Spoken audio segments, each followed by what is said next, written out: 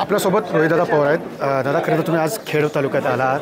आज काय कार्यक्रम होता, कशासाठी आला तुम्ही? नाही, जिंदा माझा मित्र आहे आणि त्यांच्या घरामध्ये एक लग्न आहे.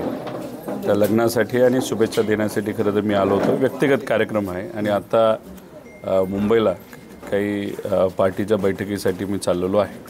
खरं तर पालकमंत्रीपदाचा तिढा अजूनही कायम आहे. म्हणजे रायगड असेल किंवा नाशिक असेल तर त्या ठिकाणी आदित्य तटकरे असेल आणि ज्या पद्धतीने पाहिले की त्या ठिकाणी झेंडावरून एक मेला करणार आहे. अजूनही तिढा सुटलेला नाही. तो सुटणार पण नाही आणि तुम्ही जर बघितलं तर तसा तो वाद हा वाढत जाणारच आहे. तुम्ही जर बघितलं तर मुख्यमंत्री आणि उपमुख्यमंत्री यांचे पण जर स्टेटमेंट बघत गेलात, तुम्हाला लोकांनी ॲब्सोल्यूट मेजॉरिटी दिली आहे. म्हणजे असं बहुमत कधीच कोणाला मिळालं नव्हतं, अशी आजची परिस्थिती आहे. आणि लोकांची इच्छा होते की तुम्ही काहीतरी चांगलं काम करचाल महाराष्ट्राच्या साठी असेल, युवांसाठी, शेतकरी, कष्टकरी. पण तसं काय होताना दिसत नाही. मुख्यमंत्री एक वेगळं स्टेटमेंट देतात, उपमुख्यमंत्री वेगळं स्टेटमेंट देतात आणि कुठंतरी एक वेगळ्या पद्धतीचा संघर्ष हा त्यांच्यामध्ये सुरू झालेला आहे आणि हा वाढतच जाईल. त्यामुळे नाशिकचाही विषय सुटणार नाही आणि तो तिथं रत्नागिरीचा, रायगडचाही प्रश्न त्या ठिकाणी तो सुटणार नाही. याच्यामध्ये मात्र या राज्याचं मोठ्या प्रमाणात नुकसान झालेलं आपल्या सगळ्यांना बघायला मिळेल. खरं तर मुंबई महानगरपालिकेवरती शिवसेनेचा झेंडा फडकायचा असं शिंदेंनी वक्तव्य केले. आता 40 ते 50 जवळजवळ ज्या नगरसेवक आहेत ते कुठंतरी शिंदेकडे गेलेत, म्हणजे शिवसेनेचे. ते शेवटी निर्णय लोक घेत असतात. इलेक्शन जेव्हा केव्हा होईल तेव्हा पक्ष कुठल्या पद्धतीने काम करतो शेवटी लोक बघत असताना ठीक आहे, काही जे अनुभवी नगरसेवक आहेत त्यांच्याकडे बघतातच, पण नवीन चेहऱ्याकडे सुद्धा चांगल्या पद्धतीने तिथं बघितलं जातं. त्यामुळे लोक त्यावेळेस ठरवतील की कोणाच्या पाठीमागे उभं राहायचं. खरं तर भरत गोगावलेंनी सांगितलं की माझी लवकर इच्छा पूर्ण होईल पालकमंत्रीपदाची. असं ते वर्षभर झालं ते म्हणतच आहेत आणि अजून कितीतरी वर्ष त्यांना ते तसंच म्हणावं लागेल. आधी त्यांना मंत्रिपदाची इच्छा होती, 2.5 वर्ष त्यांना थांबावं लागलं.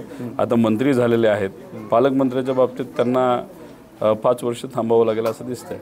मुंबईच्या बेस्टच्या वाड्यामध्ये बेस्टचं जे भाडं आहे त्याच्यामध्ये कुठं दुप्पट वाढ होती. आता ह्यांना काही पडलेलं नाही, ॲब्सोल्यूट मेजॉरिटी आहे. ह्यांची अपेक्षा होती, म्हणजे लोकांची अपेक्षा होती की शेतकऱ्यांचे प्रश्न सुटतील, नोकरीचे प्रश्न सुटतील, त्याच्याचबरोबर बरेच काही जे काही विषय झालेले आहेत, महागाई वाढलेली आहे ती कुठेतरी कमी होईल. पण इथं जर आपण बघितलं तर जे काही सरकार निर्णय घेत आहे ते पूर्णपणे सामान्य लोकांच्या विरोधात आहे. त्याच्यात बेस्ट हा एक तो विषय आहेच. त्याच्याचबरोबर ST कर्मचारी जे आहेत त्यांचा पगारसुद्धा वेळेवर तिथं होत नाहीत आणि आमच्या लाडक्या बहिणींनासुद्धा पैसे वेळेवर मिळत नाहीत. आणि सत्तेत असणारे अनेक नेते वेगळ्या वेगळ्या पद्धतीचं वक्तव्य तिथं देत आहेत. एक जण म्हणतात आम्ही म्हणलोच नव्हतो की आम्ही 2100 करणार, एक म्हणतात नाही आम्ही देणार आहोत. इलेक्शनच्या काळामध्ये तर सगळेच म्हणत होते की आम्ही देणार आहोत, ॲडव्हान्समध्ये पैसा दिला आणि आता वेळेवर येत नाही.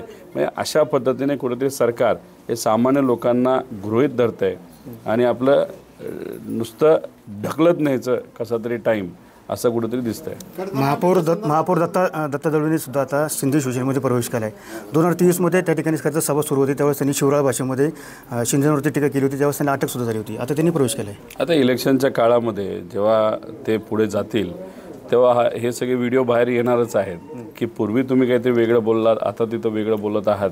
त्यामुळे कसं आहे की आता वेगळ्या वेगळ्या पद्धतीने दबाव हा आणला जातो आहे नेत्यांवर सुद्धा, कार्यकर्त्यांवर सुद्धा. आणि कोणीतरी सत्तेत गेल्यानंतर आपली कामं होतील अशी त्यांची अपेक्षा आहे. पण नेत्यांची जिथं कामं होईना तर कार्यकर्त्याची कधी तिथं कामं होणार आहेत. त्याच्याचबरोबर एखादी बोट असेल, गाडी असेल, त्याची क्षमता असते का नसते, घेऊन तुम्ही किती घेणार आहात. आणि घेतल्यानंतर तुमचे जे काही भाजपचे नाहीतर तुमच्या पक्षाचे जे कुठले प्रामाणिक कार्यकर्ते त्यावेळेस होते त्यांना तुम्ही संधी न देता जर इम्पोर्टेड लोकांना संधी देणार असाल तर इलेक्शनच्या वेळेसच या सर्व पक्षांना कळेल की हे जे काही इम्पोर्ट केलेले लोक आहेत ते किती तुमच्या बरोबर राहतात. कारण का हे लोक ह्याच्या आधी आमच्याकडे आले होते, आता तिकडे गेलेले आहेत. त्यामुळे ह्यांची विश्वासार्हता राहिली आहे का असाही प्रश्न पडतो. त्यावर अभिजित सुनील, TV9 मराठी, खेड.